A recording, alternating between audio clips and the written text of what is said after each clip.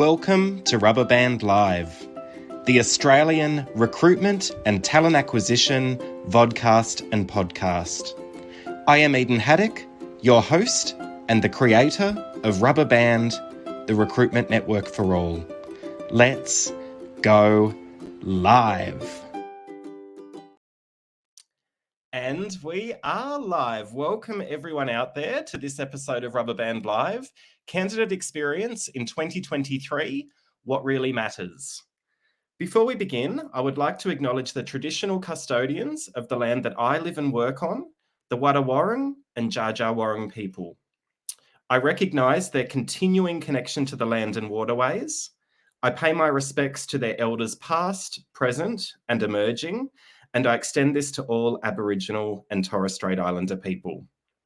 Welcome, and I am absolutely thrilled to be joined by Rebecca Skilbeck from, Skilbeck. I've got nervous today. Rebecca Skilbeck from PageUp. How are you, Rebecca? I'm really good, and thank you for having me. Lovely to be here today. Oh, it's an absolute pleasure, and I'm really excited to talk about the research that PageUp and yourself have conducted. But look, before we kick that off, why don't you tell us a little bit about yourself and your career within the recruitment and talent industry? So I came to it the long way round. So at the moment, there's a lot of discussion about how Gen Zs will have 5 careers and 17 different jobs across their lifetime. I haven't had 17 jobs, but I've actually had 5 very different careers. So I started my career as a molecular biologist looking at genetic regulation and loved the theory of it. Genetics is very, very interesting, but realized lab-based research wasn't for me. So I did a master's in management and I specialized in HR and industrial relations. So that's where my journey into HR started. Found it incredibly fascinating, and I did my thesis in psychological contract violation. And so organizational behavior and how the policies and practices that we put in place really shape the experience that our talent has. So this is back before we had that idea of it was an employee experience or candidate experience. We didn't have the words for it. So I then changed careers and I went out to management consulting, and I started in HR consulting looking at how to improve your performance management process internally, which then sort of morphed into organizational agility and structure. And then because of the time it went into right sizing, and then I found I didn't have that appetite for advising companies that they need to make their staff redundant. So then it's like, what is my next career? So from there, I went into equity research and I went to work with a large investment bank. So I did that for a number of years, and that's financial research. And then I got to the point of thinking about starting a family. And this is, again, topics that are very topical at the moment about work-life balance and flexibility. If you work for a large investment bank, they own you 13 hours a day, weekends as well, and there wasn't that balance. So then it's like, well, what can I do to get that work-life balance and that flexibility in terms of the hours I want to work and the projects I want to work on? So went back to doing project-based work in terms of both HR consulting and process efficiency and project management. And I was very lucky that PageUp approached me because they knew my background in terms of having the HR masters and consulting background to do a number of roles for them. And then that was a great relationship. And then a number of years ago, they asked me if I would come and work for them on a permanent basis. So slight shift. And now I sit within the product team in PageUp, and I look at market research and customer insight. So what is the future of HR? What are the trends that are shaping it? How do our customers use the system? What do they think about it? And so that's why from a data perspective, like how are they using the system? And then also those conversations with recruiters and HR talent acquisition professionals of like, this is what your data is showing. This is how you're using the system. What are the challenges that you're facing? What does this mean? And so that's where we are here now. So as I said, it's like a long way round to get to this. What a fabulous career. I think we could have an entire episode talking about your career. That's incredible. But look, speaking of data, like I understand, PageUp have recently released a research report that you're responsible for, which is absolutely fascinating, which candidate experience in 2023, what really matters. Can you tell me, in terms of this research, how did you go about, I guess, collecting those data points? Tell me a little bit about what it all means. So we started with doing an in-depth survey of nearly 200 job seekers to understand across the journey of a job seeker, from when you're first starting to think about, well, I need to apply for a new job, or I want a new job, right through the I've applied and I'm now in the process. What are the things that were really important to you, and how satisfied were you at each of those stages? And from that, we identified that the start of the candidate experience, or the job seeker experience, which was the pre-apply, the job search, and the application, we wanted to know more about that. So we then did a large study, and we got results from 185,000 candidates at the end of last year in October. It was huge. It's huge. And asked them around their job search and their application experience. And we then also, from those 185,000, 34,000 put in commentary. So then we had this huge qualitative piece that we then looked at analysing to say, well, what are the themes that are emerging in terms of the feedback that are then linking to your satisfaction of the search and the application steps? Fantastic.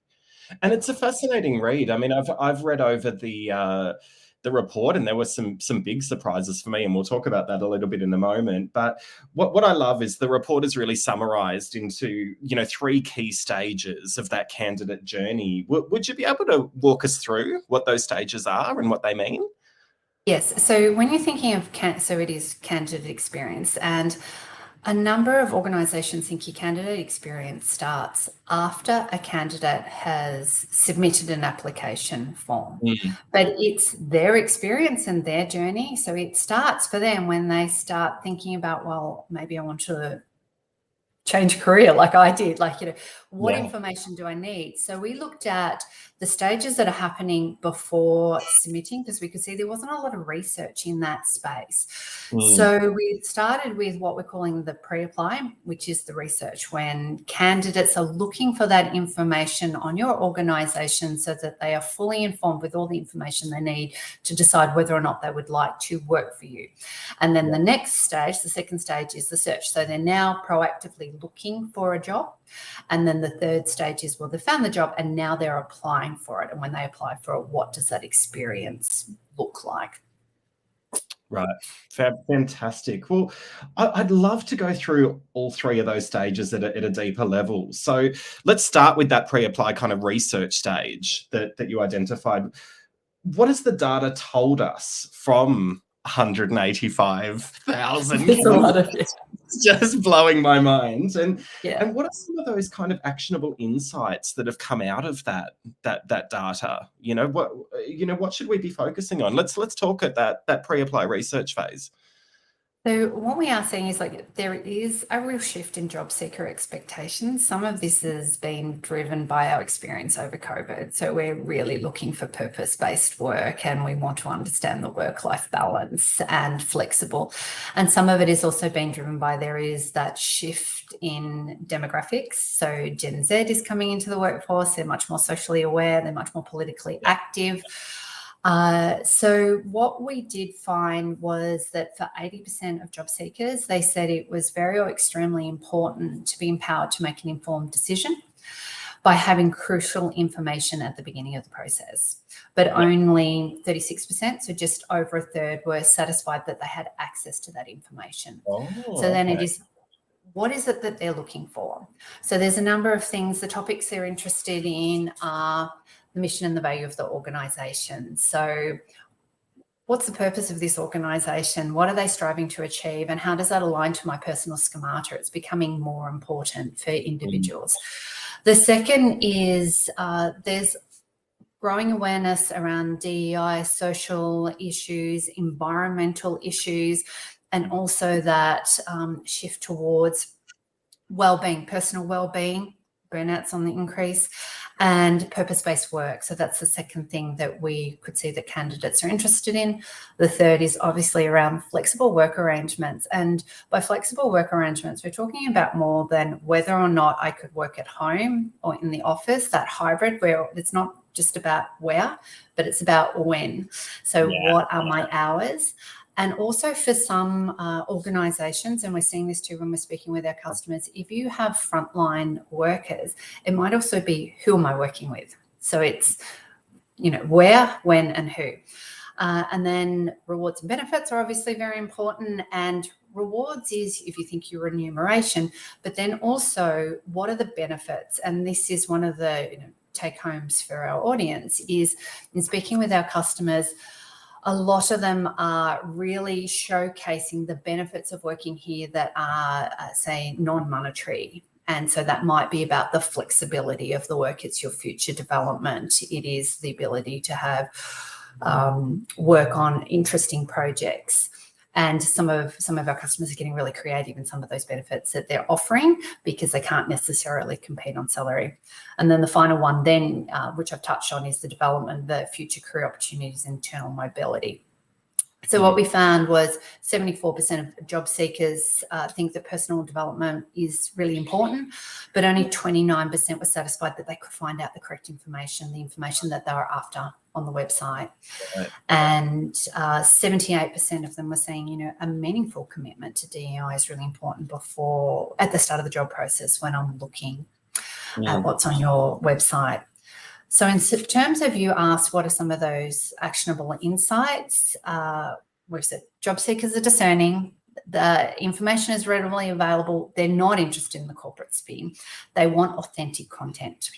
Yeah. So, engage your current employees to help you with that employee-generated content to put on your real-life stories. It's incredibly important from a DEI perspective because people want to understand what could my career look like with you?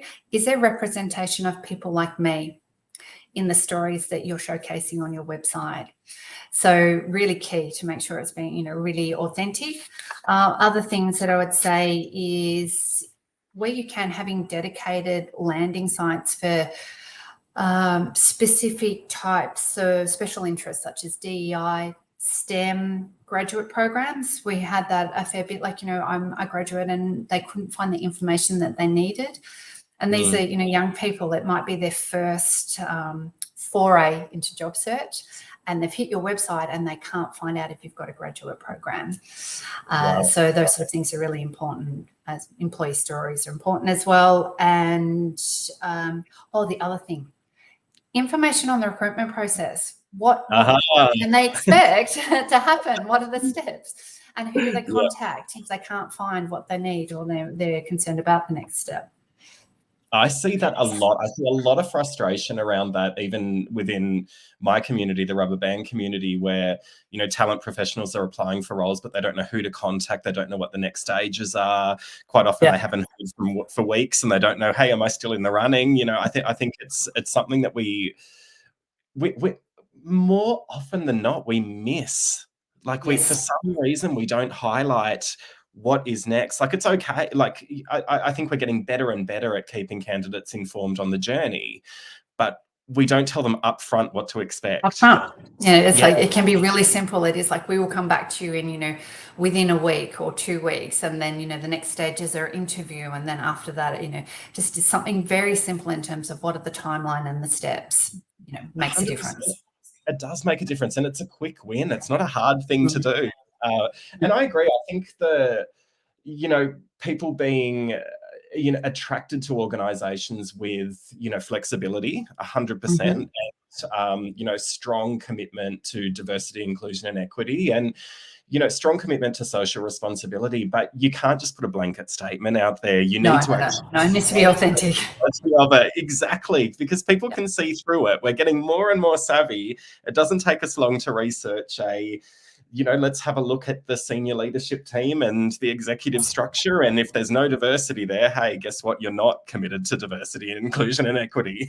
Yes, So, and it is, and people are posting to LinkedIn and to Glassdoor. Like, you can hit social media and see if there's any disconnect between the corporate spin and the reality. So it's embrace that and get your employees to be your brand ambassadors and showcase their personal stories.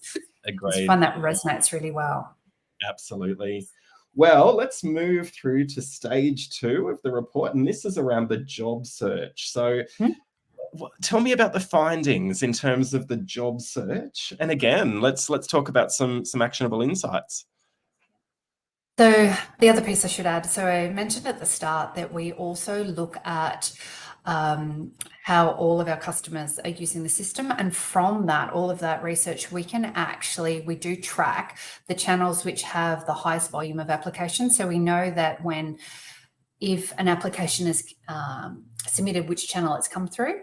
So probably worth just touching on that first. So 39% are coming through job boards, 15% through social media. So, for example, LinkedIn, and 18% through career site. So your career site is really important, because when you look at the conversion of these applicants into hires, the channel that has the best conversion of those 3 is your career site. So 11% of hires come through those applications that were submitted by the career site, which means 1 in 23 applicants are hired who are coming by your career site. So it's really important that that individuals can find the roles on your career site. So what we found was what impacted during the job search was the structure, the design, and the layout of the career site. Now, this seems really obvious, but it was from feedback. Sometimes it was, I can't find the login system section, or I can't find the search section, or how am I navigating, or I wanted to find specific information. So graduate is a great example about that. The second thing was around the quality and the type of filters that people could filter their search down to. And we found that there was actually a difference between males and females in terms of what was most important. So in terms of impacting satisfaction, the number 1 search requirement for males was what we would term essential requirements. So that was experience, background, qualifications, degree, certification, education. Whereas for females, it was job level. So that was more about the grade, the classification, whether it was a manager, non-manager, or supervisor. Now, these were important to both genders, and location came up a lot as well. So that's, is this hybrid? But also geography, like whereabouts is it? So that's really important to get that right. The second one was around what's in the job ads. So you've used your filters, you found the jobs you're interested in, and then you're opening them up. And then this is around making sure that individuals have the information that they want at the start. So what we found was, from our research, 78% of job seekers said that it was very or extremely important to validate the job was worth pursuing before they began the application. But only 33% were satisfied. So what were they looking for? It was the specific job requirements, a clear job title. So this one was, we got comments too about, there seems to be, corporate jargon or company jargon. So, making sure that you're using a title that people understand that that's the role that they're searching for. The other one was eligibility, documents required. Now, this was a big one, documents required, because people put in a lot of effort to fill in the role, so they to fill in the application, and it causes a high level of frustration as you're trying to apply. You're suddenly like, oh, I don't have the following documents, so they wanted that listed in the job ad. And the other one was salary. So what we did find was, when we asked, this is one of the other key findings, was 81% agreed or strongly agreed that it was easy to search for the role on the career site. But that meant for 1 in 5 it wasn't. And so that meant for, so I want to just dive into that a little bit more, Yeah, I'd because love this that. isn't individuals have come to the career site and they can't find the job because you currently don't have that open position. We asked them this question after they had submitted the application form. So they'd found the role and they've applied for it and they've hit submit. And then 1 in 5 weren't saying that it was really easy to find that role they just applied for. So, we talked about this huge volume of individuals who have filled in this survey. So that means 37,000 people in a 2-week period found it challenging to find the role they ended up applying for. Wow. Isn't that interesting? Yeah, really. So these search filters are really important. And then really clear job descriptions are incredibly important. The other key finding, and this is one of these, takeaways of what people should be considering, is when we asked, 87% of job seekers said that they manually monitor websites to make sure they're not missing roles they're interested in. And we partnered with Talent Table last year, and they did some research, and they found within the Australian market, only 48% of companies had the ability to sign up for an automated job alert. Wow. So going back to this idea of, well, if the role wasn't there that they were looking for, they're on your website, they're interested. How are they then joining up to signing up to a talent community or to job alerts so that you don't miss that talent because they've already showed that they're interested in you? So that's, one of the things I'd say is really key that we would like to see, that, embrace technology and start using technology to support the candidate's experience so that there is a role and that ends up in their inbox of, hey, you're interested in this type of role and it's now available. Absolutely. It's very interesting with talent communities as well, because we're seeing more and more organizations introducing talent communities. Auto alerts are great because the machines are doing it for you, right? They're sending out, the job alerts to your audience. But often with talent communities, they can become very dormant. So you're inviting people to come in, but quite often talent teams are letting it sit there and they're not effectively communicating with that audience. And from my opinion, it's to make sure that, when you're identifying those top talent or people that are, going to be future hires, you need to make sure that communication nurturing them. Nurturing, absolutely. And it's hard to do because, talent teams are incredibly stretched, but it is in the long run investing that time, whether it's, half an hour a week to nurture that community could be all it takes. Well, that's where, technology again can really help. So using recruitment marketing technology, so you can set up those automated nurture campaigns and you can see what sort of content an individual is engaging with. So, is it a blog? Is it a video? And then you can give them more of that type of content. So it becomes a personalized journey that you're automating. So it then frees up your time to have those more value-add conversations that when you're like, okay, I've now got a role and I would like to invite this person into an active recruitment cycle, and then I'll also just pick up the phone and call them because the nurturing has been done automatically, and I now have the time. Back in my day, so automate where possible, but you're right, it needs to be a personalized journey. You don't want that just everybody's getting the same stuff and it's quite stale. It needs to be much more personalized. So, and as we touched on before, the other one is as part of this search process, if they've found the role, what are the next steps? Making sure that information, so it's like have it in the career bit, have it in the search as well, as part of that. It's not hard to pop it in your job ad, right? At the top of the funnel. It's not difficult.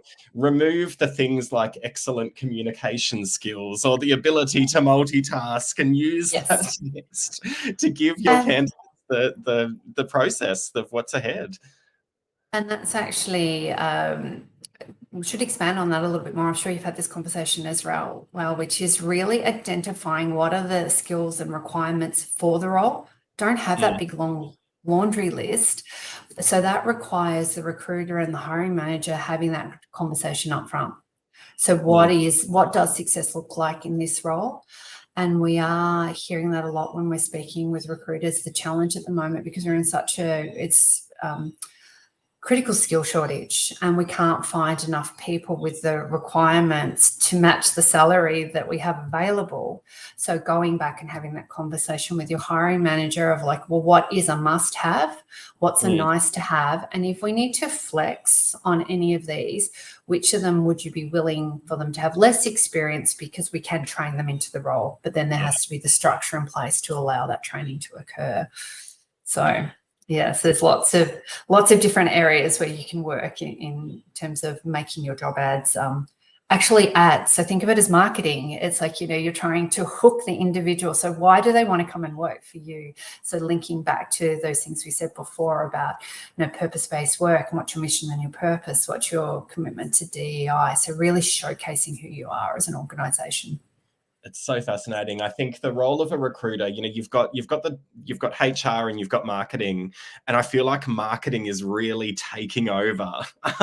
We're becoming more and more like marketers. So I'm not saying we're becoming less like HR people, but that skill set, the importance of it, is becoming more and more prevalent. So I think, advice for recruiters and talent acquisition professionals out there, you need to have that marketing hat on at all times, and you need to upskill and, work with your marketing team. They're there to support you. I think it's really, really important, and it's the future. It's what we're shifting to. But anyway, I'm getting off track. I want to hear about stage 3, which is the application. What has the data told us about the application stage?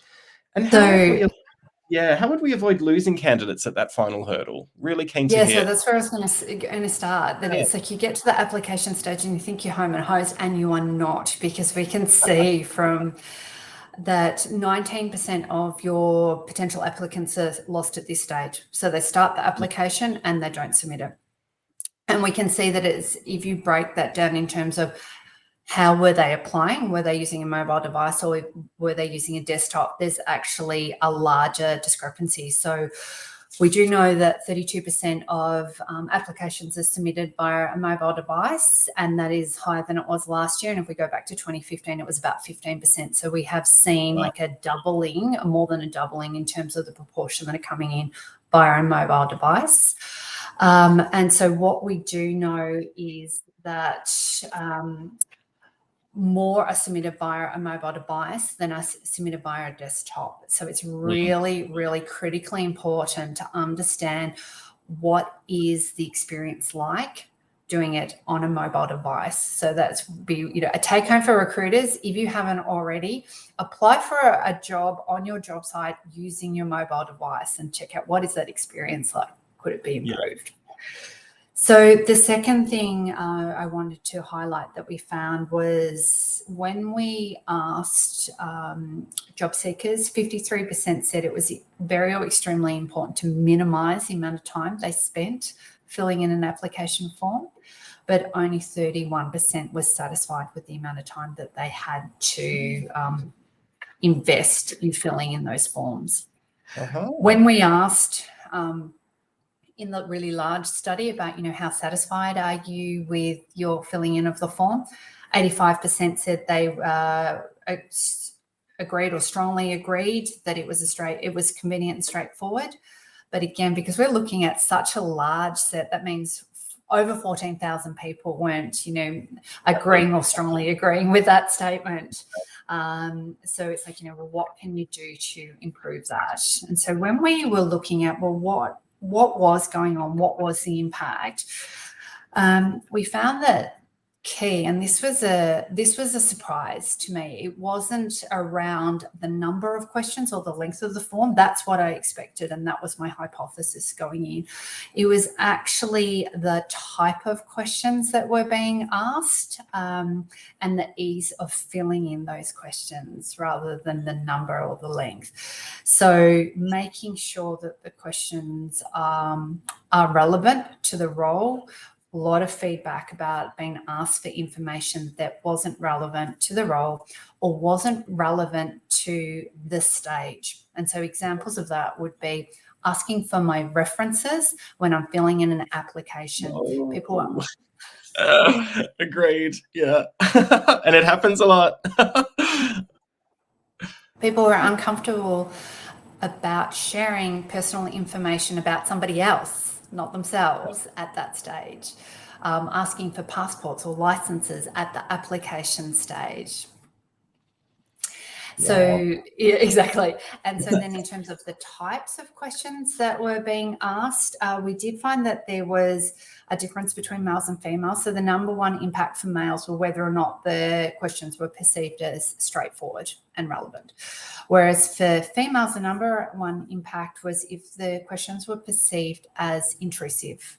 So asking for, marital status without an understanding of why you need to know my marital status. So candidates are very open to the idea of us collecting DEI information if they understand the purpose as to why you're asking for that information and how it will be used. Whereas if there are these questions without context, then it's like, well, what do you need to know that? And also, how is that then playing against me? If I give you that information, is that then, you'll use that to perhaps knock me out? So that was one that we, were surprised, I guess, to say. It was in terms of those types of questions. So the relevance of the questions is really, really, really important. And if you ask questions that are pertinent to the role, that was actually perceived positively, because it was like, we got comments along the lines of, thank you for allowing me to showcase how my skills align to the requirements of the role. So we do understand that organisations want to understand whether or not your skills and experience fit the role. Candidates understand that as well, and they want to showcase. So that was, that was a good alignment. Whereas when we got out of alignment was if the questions were, they didn't understand the purpose or they were considered intrusive. And then the other one was if they were repetitive. So if you ask me for information that's in my resume and I type it in and then I pre-fill and it comes in incorrectly or out of order, and then I have to load up my resume as well, I'm like, why? Why am I doing the same step multiple times? We've all been there. It's the old cut and paste, having to cut and paste your CV after you've already uploaded your CV. It's not good, is it? No. So those were, so in terms of, I think we've probably covered it, but, make sure the questions are relevant to the role is sort of like the number one take home there. And then have a clear explanation of why you're collecting any DEI information.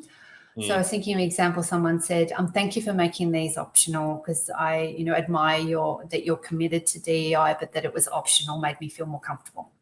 And then, if you do have, where possible, allow them to pre-fill from social media. Like if they've already got a profile, they'll allow them to pull all that information in or just to apply with their, their social media profile. Like there are other ways to get this information rather than asking them to fill in a really long application form.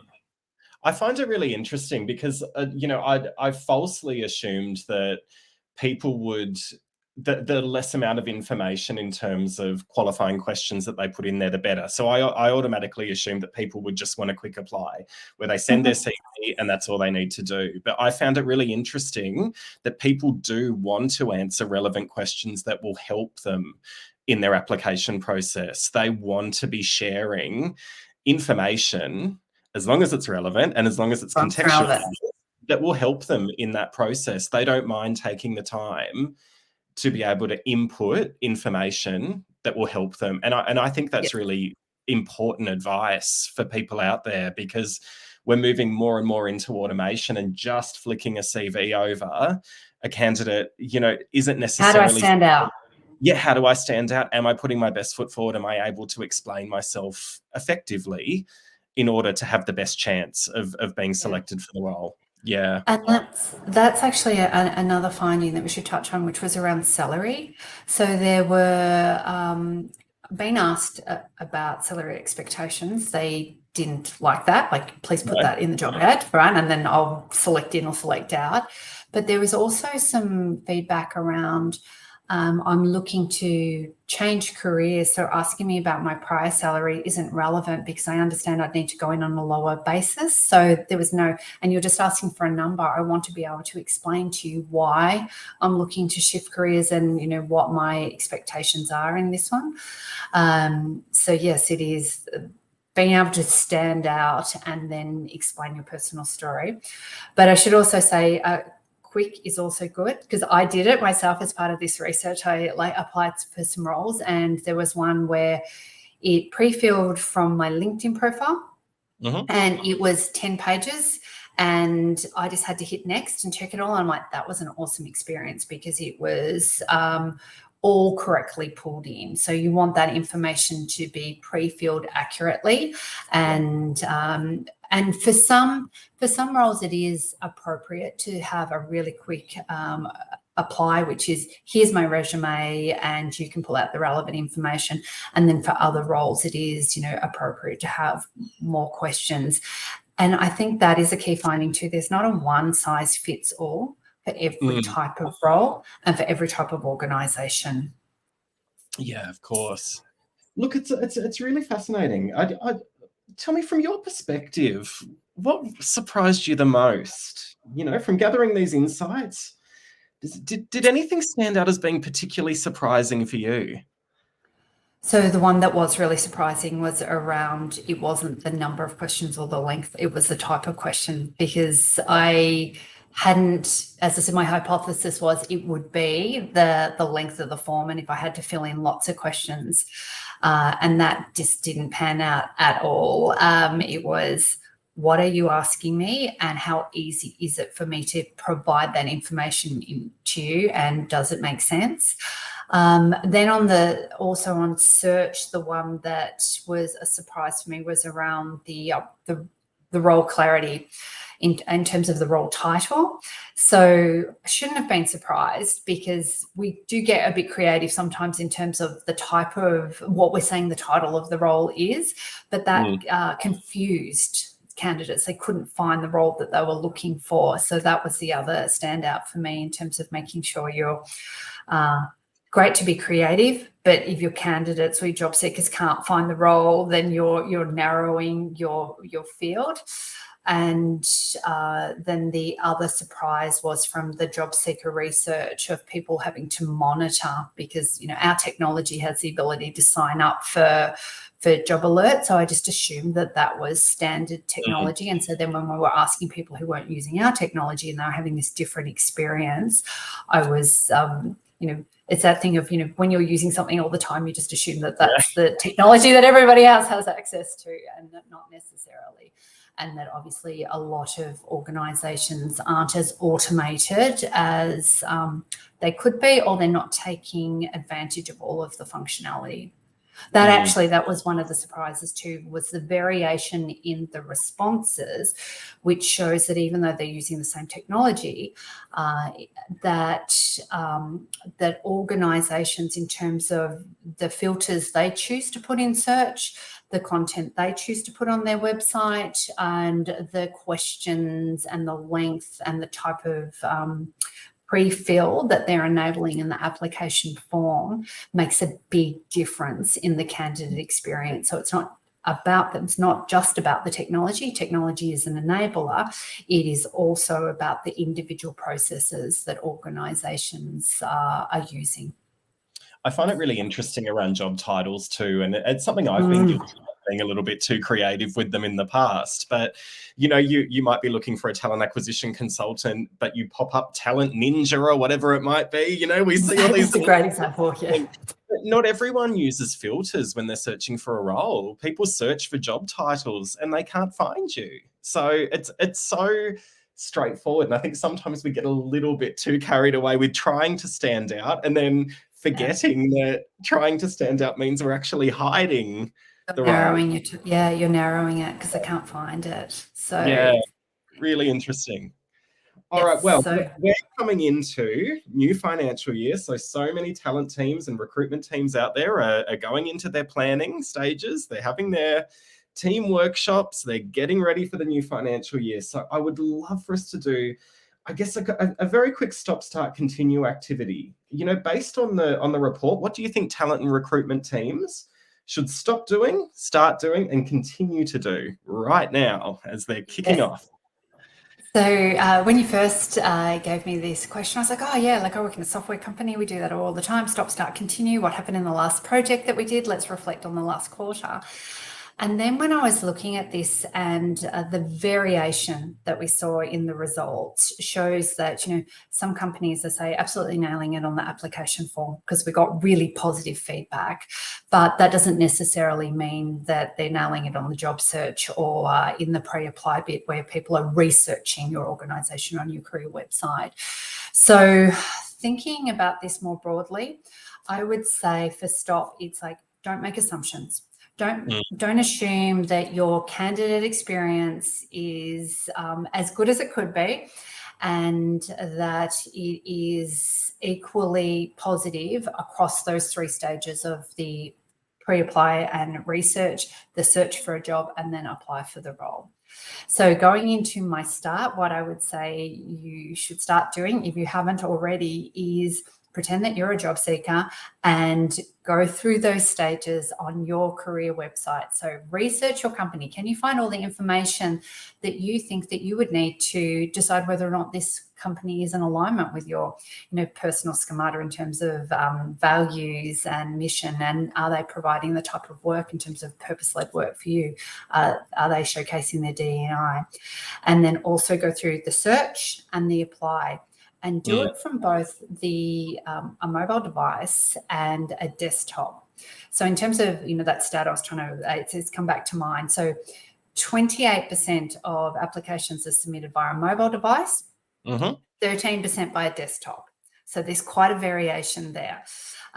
So we're seeing, in terms of the ones that were lost at that stage. So 28% of mobile are lost, 13% of desktop are lost. So desktop experience is better. It's more forgiving. So make sure you're looking at it via the mobile.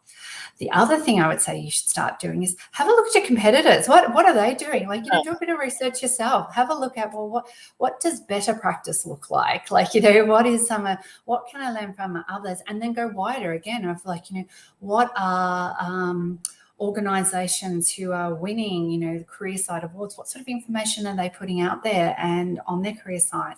What's their experience look like? The third thing I would say in terms of starting, if you're not doing, is making sure you are using the technology to its full advantage. So we just flagged the idea of having, job alerts and talent communities. We also discussed before the idea of having recruitment marketing. So how can technology support you? And then the fourth one I would say is like, I've got all this information because we asked for the feedback. If you're not doing it already, ask your applicants about their feedback. Do your own candidate experience research. What worked for them, what didn't work for them, because that arms you with the information going into the new financial year to say, well, how do I need to adjust my strategy? And in what aspects? So then in terms of continue, this is one of those things I would say, iterate, monitor and iterate and change as you need to. So understand what your strengths are, because you will already have strengths. So what are they? Continue to do those. And then what are the gaps? And then what are we doing to close those? And then monitor and iterate. Absolutely. I couldn't agree more. And I think, treat your team planning days, start those days as a CX workshop. Apply for your roles through multiple devices, invite people from outside of your team to come in and apply for those roles and really listen to that experience. It's interesting as well in terms of competitor analysis. I remember a couple of years ago in Melbourne, a community of us working in talent acquisition roles, we all got together in a room and we applied for each other's roles and provided feedback to each other. And we just did that as a community, but something very easy to do with your peers you'll be amazed, because sometimes we have the blinkers on and we're so into our own experience, and just getting that outside perception. And of course, listen to your candidates. If you're not already surveying your candidates on their experience or talking to them throughout that process of what that experience looks like, that would be my number one start. Data. And that's why this report's awesome. It's there for us.